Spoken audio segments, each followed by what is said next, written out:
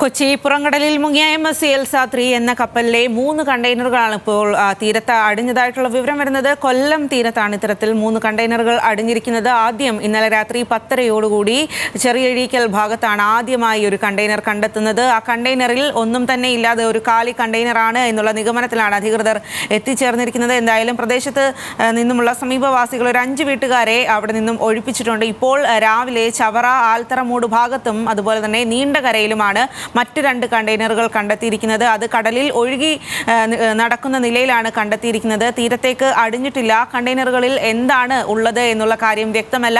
ഏകദേശം 11 മണിയോടുകൂടി വിദഗ്ധ സംഘം കൊച്ചിയിൽ നിന്നും കൊല്ലത്തേക്ക് എത്തി അതിൽ എന്താണ് എന്നുള്ള കാര്യത്തിൽ സ്ഥിരീകരണം ഉറപ്പുവരുത്തും. എന്തായാലും വലിയ തരത്തിലുള്ള ആശങ്കയുണ്ട്. കാരണം ഇന്നലെ രാവിലെയോടുകൂടി കൊച്ചിയിൽ അപകടത്തിൽപ്പെട്ട കപ്പൽ പൂർണ്ണമായി മുങ്ങിയിരുന്നു. 100 കണക്കിന് കണ്ടെയ്നറുകളാണ് ഈ ഒരു കപ്പലിൽ ഉണ്ടായിരുന്നത്. അതെല്ലാം ഇത്തരത്തിൽ കടലിൽ പതിക്കാനും കടലിൽ ഒഴുകി നടക്കാനും തീരത്തടിയാനുമുള്ള സാധ്യതയുണ്ട് എന്നുള്ള ഒരു കാര്യത്തിൽ ആശങ്കയുണ്ട്. ഈ കണ്ടെയ്നറിൽ ഉള്ളത് ഗ്യാസും ഓയിലും അടക്കമുള്ള കാര്യങ്ങളാണ് എന്നുള്ളതാണ് അധികൃതർ അറിയിച്ചിരിക്കുന്നത്. അതിൽ സ്ഫോടനാത്മകമായിട്ടുള്ള വസ്തുക്കൾ ഉണ്ട് എന്നുള്ള തരത്തിലുള്ള വിവരങ്ങളുമുണ്ട്. അതുകൊണ്ട് തന്നെ തീരദേശത്തുള്ള ആളുകൾക്ക് നേരത്തെ തന്നെ കനത്ത ജാഗ്രതാ നിർദ്ദേശം നൽകിയിരുന്നു.